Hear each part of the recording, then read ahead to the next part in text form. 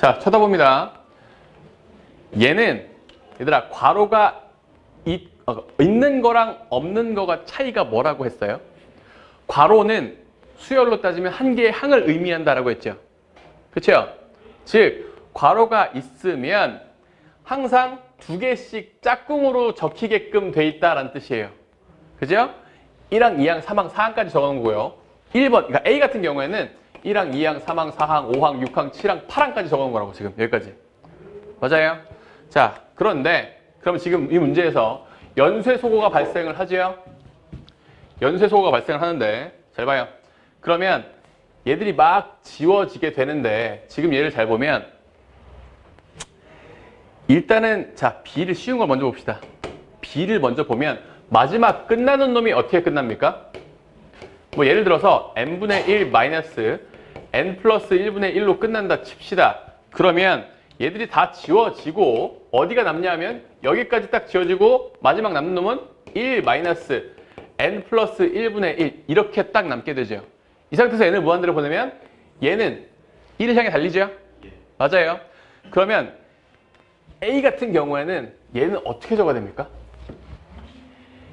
A 같은 경우에는 짝수개를 더했을 때, 짝수개의 항을 더했을 때와 홀수개의 항을 더했을 때를 따로 구해줘야 돼요. A요? A 같은 경우에는. 그렇죠? 즉, 짝수개의 항을 더했을 때는 얘랑 똑같이 나옵니다. 1 마이너스 n 플러스 1분의 1이 나오는데 홀수개의 항을 더하면 항상 그 값이 뭐예요? 3개 더하면 얼마예요? 1. 5개 더하면? 1. 7개 더하면? 1이죠? 얘는 강 1이에요. 그거는 그냥 저기서 그냥 그쵸? 맞아요. 근데 어차피 얘도 1을 향해 달리고 얘는 그냥 1이기 때문에 이 극한값은 똑같이 1이 나온다라는 거죠. 맞아요. 자, 따라서 얘도 값이 1이고 얘도 사실 값이 똑같이 1이에요. 그지? 이 문제는 그렇지만 잘 봐. 내가 예를 하나 들어줄게요. 1 마이너스 2 플러스 2 마이너스 3 플러스 3 마이너스 4 플러스 4 마이너스 5 이렇게 흘러가는 수열이 있다고 칩시다. 이거 수렴합니까? 이게 수렴해요? 당연히 발산하죠. 맞아? 근데 만약에 내가 식을 이렇게 적었어요. 앞에다 0을 넣어놓고 이렇게 괄호를 쳤어. 그러니까 이렇게 또 괄호를 치고 요놈도 괄호를 치고 요놈도 괄호를 치고 이렇게 괄호를 쳤어요. 아니 곱하는 게 아니라 여기 사실 더하기가 다 빠져 있는 거지. 자, 이렇게 괄호를 쳤다 칩시다. 그러면 첫 번째 항은 마이너스 1인 거고 그 다음은 얘 0, 0, 0, 0 무조건 모든 항이 다 0인 수열인 거예요. 그죠? 착시 현상을 유발을 하지만 얘는 수렴값이 얼마다? 마일이다 라고 내가 적어줘야 된다는 거죠. 괄호가 묶여 있으면. 아까는 발산했지만 지금은 수렴한다 라는 겁니다. 됐습니까?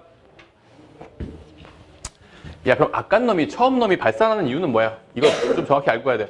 1 플러스 1 마이너스 2 플러스 2 마 3 플러스 3 마 4 플러스 4 마 5 얘를 짝수개의 항씩 잘라서 보면 그 값이 자 여기까지 합이 1이고요. 아까 뭐 지금 좀 다르게 적었나?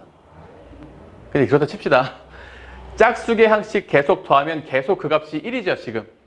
하지만 홀수개의 항을 더해서 보면 여기까지 더하면 얼마예요? 마일이죠. 여기까지도 더하면 마일이죠. 여기까지도 더하면 마일이죠. 즉 짝수개씩 더했을 때와 홀수개씩 더했을 때가 홀수개의 항을 더했을 때가 값이 다르죠. 맞아요. 그것 때문이라고. 그것 때문에 진동을 하게 된다는 거예요. 그 차이점을 인식을 하고요. 그럼 디귿을 봅시다. C를 바라보게 되면 얘는 어떻게 보면 돼요? 얘는 이거 빼기야? 빼고 더하고 빼고 더하고예요? 그러면은 그럼에도 불구하고 이걸 식을 어떻게 적어줄까?